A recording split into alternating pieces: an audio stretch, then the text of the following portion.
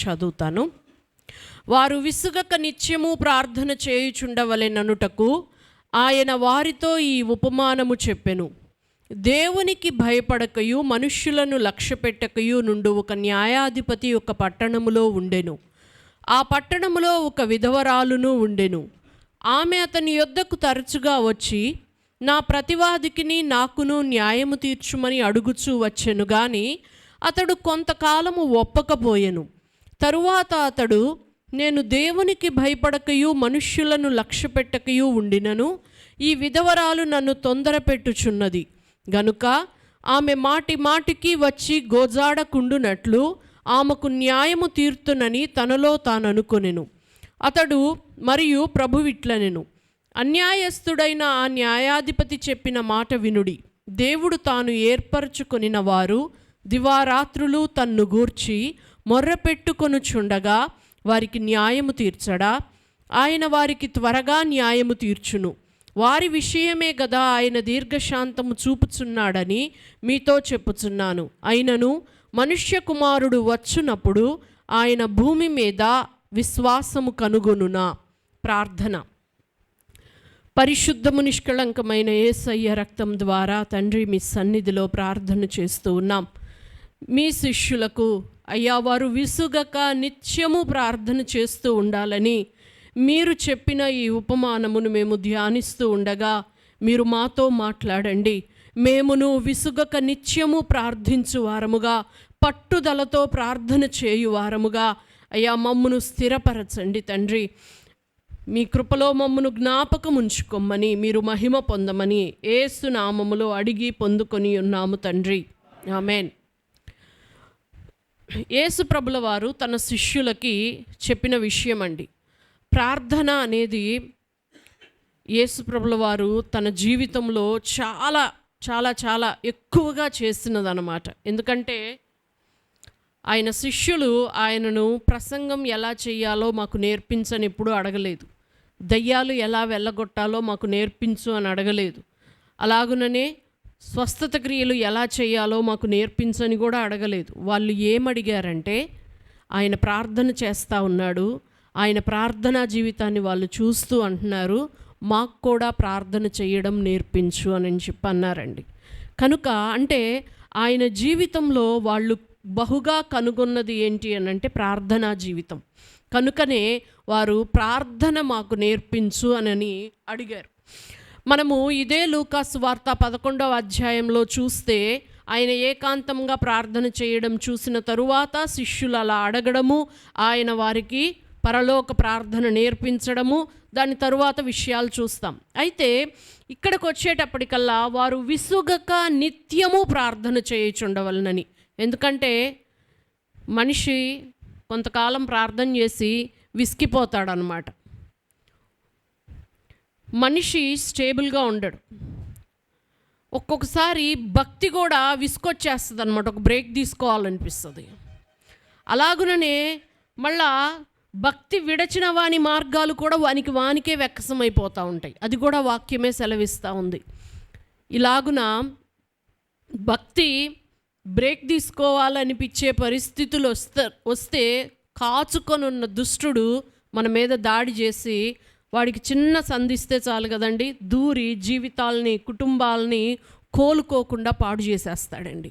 కాబట్టి ఆయన తన బిడ్డలకు చెప్తూ ఉన్నాడు, తన శిష్యులకు విసుగక నిత్యము ప్రార్థించుచుండవలనని. కాబట్టి విసుగు రాకూడదండి. అందుకొరకే ప్రార్థనల కొరకు ఒకరినొకరం పురికొల్పుకోవాలి. ప్రార్థన కొరకు మనం ఒకరినొకరం ప్రార్థన స్నేహితులు కలిగి ఉన్న వాళ్ళు ఎంత ఆశీర్వదించబడ్డారనేది మనకు తెలుసు. దానియేలు జీవితాన్ని మనం చూస్తాం.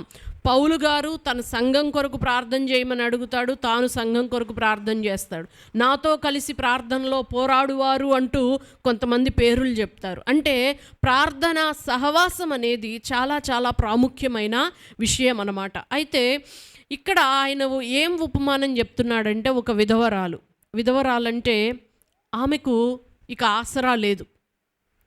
అలాంటి ఒక విధవరాలు, ఆమె అన్యాయాన్ని అనుభవిస్తూ ఉంది. తనకంటూ తన పక్షంగా నిలబడి కార్యం సఫలం చేసేవారు ఎవరూ లేని ఒక దీనావస్థ. అయినా సరే ఆమె మాట అసలు లక్ష్య పెట్టటం లేదు ఆ న్యాయాధిపతి. అయినా సరే వినకపోతున్నా సరే మానకుండా అలాగున వచ్చి ప్రతిరోజు కూడా ఆయన ముందుకు వస్తుంది, ఆయన ఎళ్ళగొడతా ఉంటాడు, ఆమె బతిమిలాడుకుంటూ ఉంటుంది, గోజాడుతూ ఉంటుంది. చివరికి ఒకరోజు ఆ న్యాయాధిపతి అనుకున్నాడు, నేను మనుష్యులను లక్ష్య పెట్టను, దేవునికి భయపడను, అట్లాంటి నాన్నే ఈమె నిద్రపోనీయకుండా ఇంతగా బతిమిలాడుతూ ఉంది కదా, ఈమెకు న్యాయం తీర్చి ఈమెను సెటిల్ చేసి నేను పంపించేస్తాను.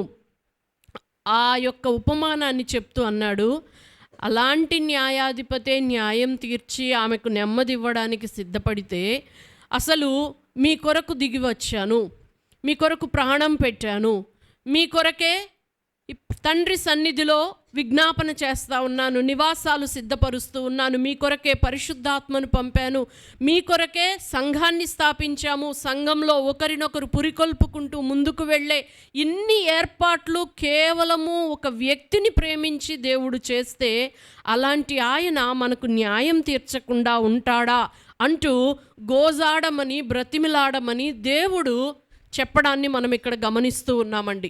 అలాగున దివారాత్రములు తన్ను గూర్చి మొరపెట్టుకొని వారికి, అంటే ఎవరిని గూర్చి మొరపెట్టుకోవాలంటే ఆయన మన జీవితంలోకి రావాలని, సమృద్ధిగా రావాలని, అన్ని ఏరియాస్లోనికి రావాలని మొరపెట్టుకోవాలి, మన బిడ్డల జీవితాల్లోనికి రావాలని, మన కుటుంబంలోనికి రావాలని. ఎందుకంటే ఆయన ఉంటే నెమ్మది ఉంటుంది, ఆయన సన్నిధిలో నిత్య సుఖము సంతోషము ఉంటాయి. ఇలా విశ్వసించి మనం ఆయన గురించి గోజాడుతూ ఉన్నట్లయితే ఆయన తప్పక న్యాయం తీరుస్తానని చెప్తూ ఆయన ఒక మాట అన్నాడండి చివరిలో. ఏంటి అనంటే, అసలు యేసు ప్రభు తిరిగి వచ్చే సమయానికి భూమి మీద ఇటువంటి విశ్వాసమును కనుగొనునా అని అంటూ ఉన్నారు. అంటే దినములు గడిచే కొద్దీ మనుష్యులు ప్రార్థన చేయడానికి విసిగిపోతారన్నమాట. అందుకనే ఆయన అంటూ ఉన్నాడు, నేను వచ్చే సమయానికి ఇటువంటి విశ్వాసాన్ని నేను కనుగొంటానా అని చెప్పి ఆయన చెప్తూ ఉన్నారు. అంటే ఆయన పాదాలు పట్టుకొని విసుగకుండా ప్రార్థన చేసే ఒక కృపని పొందుకోవడం అనేది చాలా గొప్ప బ్లెస్సింగ్ అండి. మనం ఎలా ఉంటామంటే, మనం ఒక టైం పెట్టుకుంటాం, ప్రార్థన చేస్తాం కదా, అది కూడాను బలవంతంగా కొద్ది రోజులు చేస్తాం, ఇక దేవుడు ఇవ్వదలుచుకోలేదులే అని చెప్పి గివప్ చేస్తాం, ఇక దేవుడు చిత్తం కాదేమోలే అని కూడా సెటిల్ అయిపోతాం కదా. ఇలాగే జరుగుతూ ఉంటుంది. కానీ దేవుడు చెప్తూ ఉన్నాడు ఇంకా ఒక మాట, ఇలాగుననే ప్రార్థన చెయ్యండి అంటూ తన శిష్యుల్ని పురిగొల్పడానికి ఆ లూకా 11:5 ఆయన ఇంకొక ఉపమానం చెప్తాడండి. ఎట్లా అంటే, మీలో ఎవనికైనాను ఒక స్నేహితుడు ఉండగా అతడు అర్ధరాత్రి వేళ ఆ స్నేహితుని యొద్దకు వెళ్ళి, స్నేహితుడా నాకు 3 రొట్టెలు బదులిమ్ము, నా స్నేహితుడు ప్రయాణము చేయుచు మార్గములో నా యొద్దకు వచ్చి ఉన్నాడు, అతనికి పెట్టుటకు నా యొద్ద ఏమీ లేదని అతనితో చెప్పిన ఎడల, అతడు లోపలనే ఉండి, నన్ను తొందర పెట్టవద్దు, తలుపు వేసి ఉన్నది, నా చిన్నపిల్లలు నాతో కూడా పండుకొని ఉన్నారు, నేను లేచి ఇయ్యలేనని చెప్పునా, అతడు తన స్నేహితుడైనందున లేచి ఇయ్యకపోయినను, అతడు సిగ్గుమాలి మాటికి అడుగుట వలనైనను లేచి అతనికి కావలసినవన్నీ ఇచ్చునని మీతో చెప్పుచున్నాను, అటువలెనే మీరును అడుగుడి. ఇక్కడ ఒక వ్యక్తికి చాలా అవసరత వచ్చింది, అతని దగ్గర ఏమీ లేదు, తన స్నేహితుడు పొరుగింటోడు వాని దగ్గరికి వెళ్ళి, అది అర్ధరాత్రి వేళ, అది సరి అయిన సమయం కూడా కాదు అడగడానికి. అంటే ఏంటంటే, దేవుని సన్నిధి దగ్గరకు వెళ్ళడానికి సమయానికి సందర్భానికి ఏమీ లేదండి. హిందువులకి కొన్ని సమయాలు కొన్ని సందర్భాలు ఉంటాయి దేవుని దగ్గరికి. ఇశ్రాయేలీల్ని కాపాడువాడు కునుకడు నిద్రపోడు. కాబట్టి మనం ఏ టైంలోనైనా మనం ప్రార్థన చేయవచ్చు. ఈ సమయాల్లో మనం దేవుని దగ్గరికి వెళ్ళకూడదు అనేది కూడా మనకి ఏదీ లేదు. మనము ఎలాగ ఉన్నా, ఏ పరిస్థితుల్లో ఉన్నా, అది ఏ సమయమైనా ఏ సందర్భమైనా సరే, మనము సంపూర్ణంగా స్వేచ్ఛగా ఆయన సన్నిధికి వెళ్ళాలి. అలా వెళ్ళుట కొరకే యేసయ్య మార్గాన్ని తెరిచాడు, తన శరీరమును తెరను చీల్చి. హల్లెలూయా. కాబట్టి ఇక్కడ అర్ధరాత్రి వేళైనా వెళ్ళి అడుగుతా ఉన్నాడు. నిజానికి లేచి ఇచ్చే పరిస్థితి కాదు. ఇంకా పైపెచ్చుగా అతడు నిజానికి స్నేహితుడు కూడా కాదు. ఇక్కడ ఏమన్నాడు? అతడు స్నేహితుడైనందుకు ఇవ్వకపోయినప్పటికీ సిగ్గుమాలి మాటి మాటికి అడుగుతున్నందుకైనా ఇస్తాను అన్నాడు. అంటే దేవునితో స్నేహితుడు అన్నంతగా ఒక వ్యక్తికి ఆధ్యాత్మిక జీవితం లేకపోయినా సరే ఆయనకు స్నేహితులు అన్న స్థానంలో ఉన్నవాళ్ళు అబ్రహాం అండి. అంటాడు, అబ్రాహాము నా స్నేహితుడు, అతనికి నేను చేయబోయేది చెప్పక మాన్తానా అని చెప్పి వచ్చాడు కదండి. అంటే అతనికి దేవునికి స్నేహితుడు, ముఖాముఖి మాట్లాడేవాడు అంత గొప్ప ఇది మనకు లేకపోయి ఉండొచ్చు.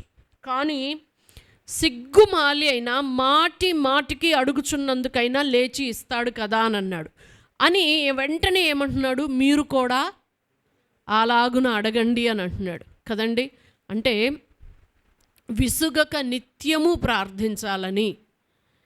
ఎట్లాగైతే ఆ కానాను స్త్రీ ఆయన ఏ ఆన్సరు చెప్పకపోయినా, ఆయన నెగిటివ్ ఆన్సరే చెప్పినా, తనకు అవమానమే కలుగుతున్నా ఆయన పాదాలు పట్టుకొని ప్రార్థన చేసి తన కుమార్తె స్వస్థత నొందునట్లుగా ఒక మాట తీసుకొని స్వస్థతను తీసుకొని ఇంటికి వెళ్ళిందో అలాగున గోజాడగలగాలండి. నిత్యము మనము ప్రార్థన చేయగలగాలి. 1 తెస్సలోనికీయులు 5వ అధ్యాయం 15లో కూడాను ఆయన సంఘం గురించి, సంఘంలో ఎలా ఉండాలనేది చెప్తూ ఒక మాట అంటాడు. ఏంటంటే విసుగక, అక్కడ కూడా ఎడతెగక ప్రార్థన చేయండి, ఎడతెగక ప్రార్థన చేయండి. ప్రతి విషయానికి కూడాను ప్రభువైన యేసుక్రీస్తు ద్వారా తండ్రి అయిన దేవునికి కృతజ్ఞతాస్తుతులు చెల్లించండి. ప్రార్థన ఒక చేతి నిండా ఉండాలి, కృతజ్ఞతాస్తుతులు ఇంకొక చేతి నిండా ఉండాలి. ఉదయం లేచాము అంటే మనం స్తుతుల మూలంగా ఒక దుర్గాన్ని స్థాపించుకోగలగాలండి. ఎందుకంటే బాలుర యొక్కయు చంటి పిల్లల యొక్కయు స్తుతుల మూలముగా ఒక దుర్గాన్ని స్థాపిస్తాను అని అన్నారు. కాబట్టి కుటుంబంలో ఉదయాన ఖచ్చితంగా కుటుంబ ప్రార్థన జరగాలి. కుటుంబ ప్రార్థనలో అందరూ కలిసి ఆయనకు స్తుతి ఆరాధన చేయాలి. ఆ స్తుతి ఆరాధనే ఏమవుతుందంటే ఒక దుర్గం అవుతుంది మన చుట్టూ, ఒక ప్రాకారం అవుతుంది మన చుట్టూ, మన కుటుంబాల చుట్టూ అండి.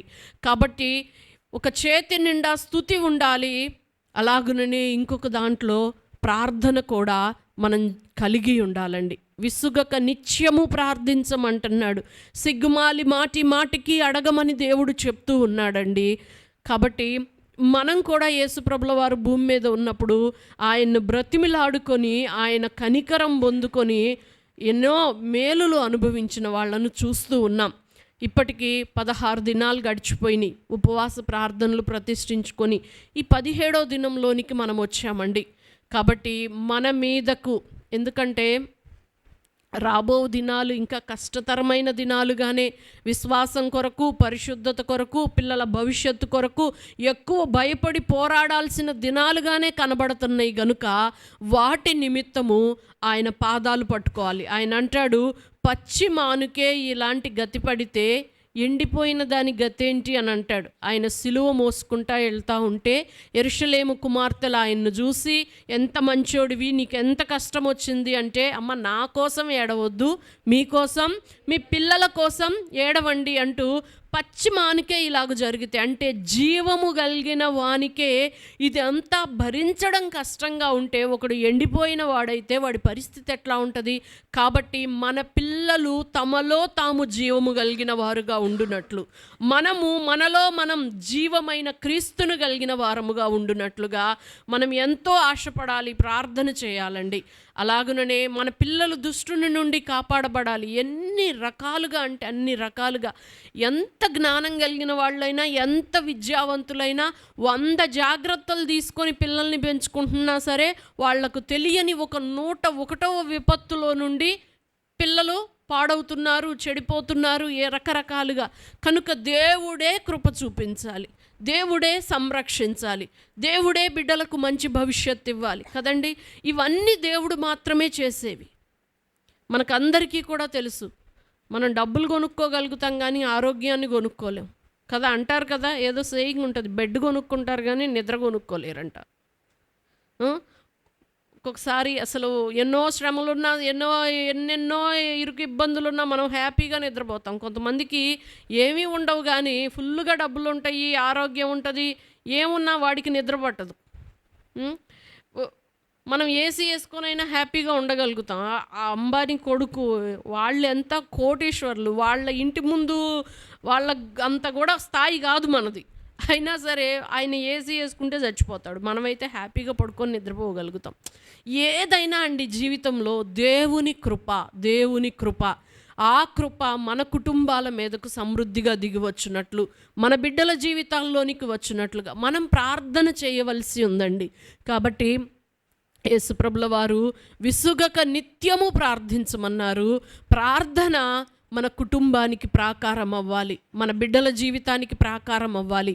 ఈ సమయంలో మనందరము కూడా అట్టి కృపను దేవుడిమ్మని అడుగుదాము, అట్టి ప్రార్థనాత్మనిమ్మని అడుగుదాము. విసుగక నిత్యం ప్రార్థన చేద్దాం, పట్టుదలతో ప్రార్థన చేద్దాం. ఆయన రక్తము చేత కడగబడుతూ నీతిమంతులుగా మార్చబడి ప్రార్థన చేద్దాము. దేవుడు అట్టి కృపతో మనల్ని నింపి నడిపించునుగాక. ఆమేన్.